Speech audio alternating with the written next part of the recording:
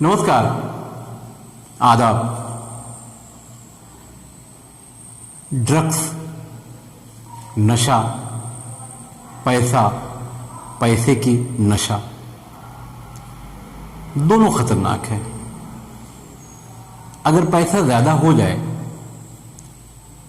जैसा कि समीर वानखेड़े पर आरोप है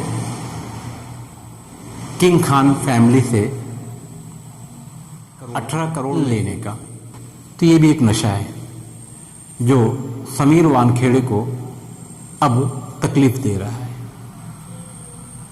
पैसा ज्यादा हो जाए तो भी मुसीबत, क्योंकि इन्हीं सारे आरोपों को लेकर अब केंद्र में बैठी एनसीबी की जो हेड ऑफिस है, महाराष्ट्र के एनसीबी कार्यालय के मुखिया समीर वानखेड़े पर इंक्वायरी बैठा चुकी है। कल समीर वानखेड़े दिल्ली में थे और दिल्ली की एक टीम मुंबई में थी। समस्या यहीं पर आकर खत्म नहीं होती।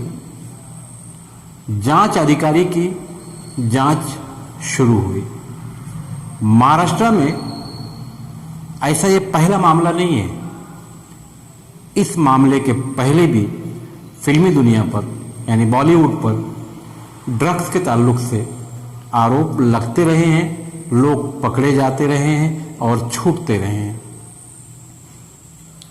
मगर समीर वानखेड़े पर जो आरोप लगा है, इससे एकदम साफ हो गया कि बॉलीवुड से एनसीबी के कुछ लोगों को अच्छा पैसा भी मिलता है इस काम को करने के लिए, यानी लोगों को पकड़ने के लिए।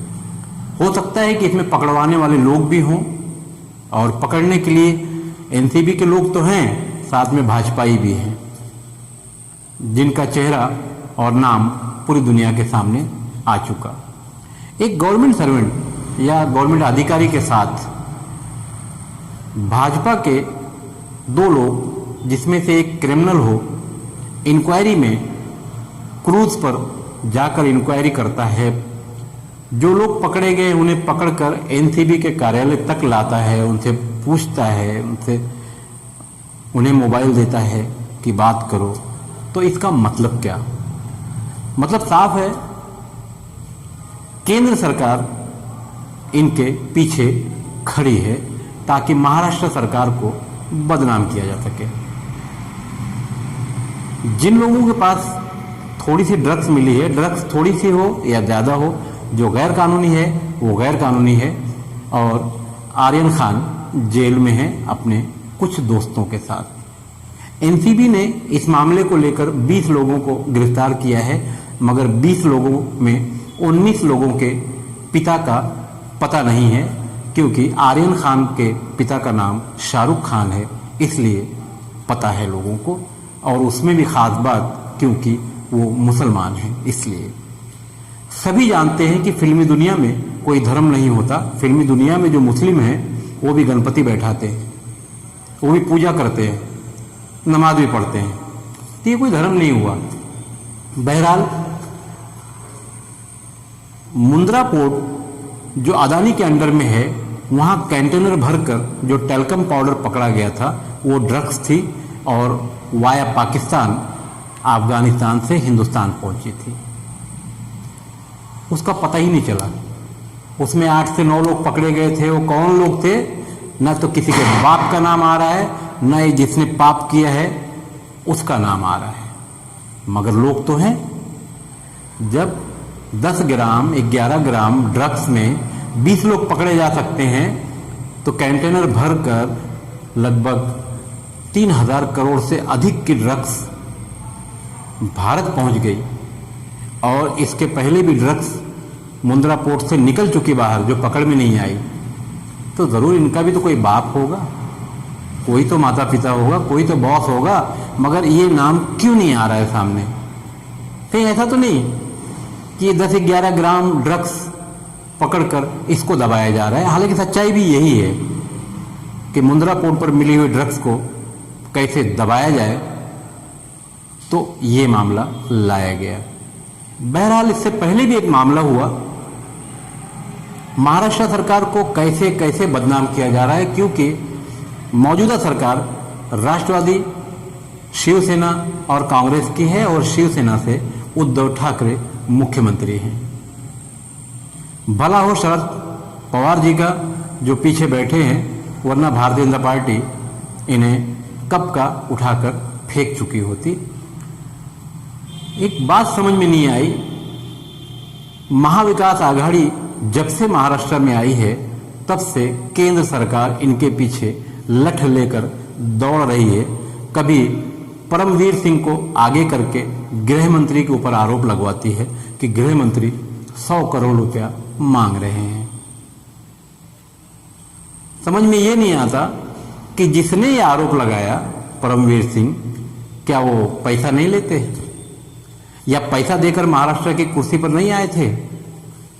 बहरहाल ये एक सिस्टम है, लेना देना चलते रहता है। मगर गृह मंत्री अनिल देशमुख को अपने पद से इस्तीफा देना पड़ा और राज्य सरकार ने परमवीर सिंह को भी नहीं बख्शा, उनके ऊपर भी केस ठोक दिया। इसी बीच एक बड़ी घटना भी हुई थी एंटीलिया की। अंबानी परिवार के बाहर, उनके घर के बाहर जो कार मिली, कार में कुछ जिलेटिन वगैरह मिली, यानी एक साजिश तैयार करने की कोशिश की गई थी कि अंबानी परिवार को खतरा है। बहरहाल उसमें लोग पकड़े गए, एक जो असल था उसकी मौत भी हो गई और वो मामला धीरे धीरे आगे चल रहा है। मगर इसका भी बाप सामने नहीं आया। एक कोशिश जिलेटिन वगैरह रखकर, इस कोशिश का मतलब क्या था, क्यों रखी गई थी, क्यों गाड़ी वहां खड़ी गई थी, रखी गई थी, ये भी अंदर अंदर पड़ा हुआ है। ठीक इसी तरह से गुजरात के मुंद्रा पोर्ट का मामला भी धीरे धीरे दब गया। अब रही बात भक्तों की, भक्त तो हर पार्टी में होते हैं, तो अब भक्तों ने समीर वानखेड़े को कंधे पर बैठा लिया। मुंबई में भी, और जब वो कल दिल्ली में थे तो उनके समर्थन में भी नारे लग रहे थे। ऐसा लग रहा था कि केंद्र सरकार में अब किसी मंत्री पद का दर्जा उन्हें ही दे दिया जाएगा। इसी बीच महाराष्ट्र के मंत्री नवाब मलिक कूद गए बीच में, क्योंकि इनके परिवार के साथ भी एनसीबी का मामला हुआ था। उसमें उनके परिवार के एक सदस्य जेल तक पहुंचे थे। अगर नवाब मलिक की माने तो ये मामला फर्जी था। नवाब मलिक ने जब प्रेस कॉन्फ्रेंस ली, मामले को ओपन किया तो इसमें गर्मी आ गई, और जब गर्मी आई तो इतना ज्यादा आई, मामला यहां तक आ गया कि समीर वानखेड़े की जो माता जी वो मुस्लिम थी। ये तो अच्छा हुआ कि माता जी मुस्लिम थी, अगर पिताजी मुस्लिम होते तो ये भी लौ जिहाद में आ जाता। इसके लिए भी भाजपाई मैदान में ताल ठोक कर खड़े रहते। बहरहाल ऐसा नहीं हुआ। मगर ये सब कड़ियां उलझते चली जा रही हैं। जो लोग जांच करने के लिए आगे बढ़े थे, अब उनकी जांच शुरू हो गई है। हो सकता हो कि आने वाले दिनों में केंद्र में बैठी एनसीबी की जो टीम है कुछ बड़े खुलासे करे। मगर बार बार महाराष्ट्र सरकार को परेशान करने का चल रहा है, कभी सीबीआई के सहारे, कभी एनसीबी के सहारे, या कभी ईडी के सहारे। ये जो पूरा कारोबार केंद्र सरकार का चल रहा है, तो आने वाले दिनों में महाराष्ट्र की जो तस्वीर होगी वो अलग होगी। और इसी में एक खास बात यह है कि महाराष्ट्र से कारोबारी भी गुजरात की तरफ धीरे धीरे बढ़ रहे हैं, और कुछ तो पहुंच चुके, कुछ रास्ते में हैं, कुछ तैयारी में भी हैं। तो क्या मुंबई का जो कारोबार है खत्म करने की भाजपा की तैयारी है? वैसे भी भाजपा के एजेंडे में महाराष्ट्र को 2 टुकड़े करने की तैयारी तो है ही। बहरहाल सरकार की जमे ना जमे, महाराष्ट्र सरकार की केंद्र सरकार से नहीं जमे या केंद्र सरकार की महाराष्ट्र सरकार से ना जमे, क्योंकि इस सरकार से पहले यहाँ भाजपा की सरकार भी थी। बहरहाल तब मिलाकर ये जो गोलमोल चल रहा है, एक मामले को दबाने के लिए दूसरे मामले को लाया जा रहा है।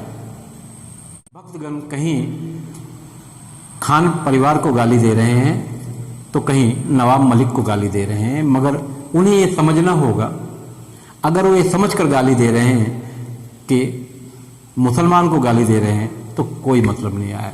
नवाब मलिक मुसलमान है, उन्हें गाली दे रहे हैं तो कोई मतलब नहीं आया, क्योंकि जो गलत है वो गलत है। आर्यन खान ने गलत किया है, शाहरुख खान के बेटे ने, तो उन्हें सजा मिलनी चाहिए। मगर जो हालात बने हुए, ऐसा लगता है कि आर्यन खान को सिर्फ और सिर्फ फंसाया गया। तो अगर ये हुआ है तो जिसने फंसाया है उसके ऊपर भी कार्रवाई होना चाहिए। और आवाज उठ चुकी है समीर वानखेड़े और बकिया टीम के खिलाफ, उसकी जांच भी शुरू हो गई है। बहरहाल जांच होने के बाद समझ में आएगा कि सच्चाई क्या है। दूध का दूध पानी का पानी हो जाएगा, मगर कहीं ना कहीं गड़बड़ जरूर है। मैं पे जितनी भी खबरें दिखाई जाती हैं वो सही है और ये लोगों तक पहुंचनी चाहिए, तो आप लोग जरूर देखिए, चैनल सब्सक्राइब कीजिए और हमारा YouTube चैनल भी देखिए। Thank you.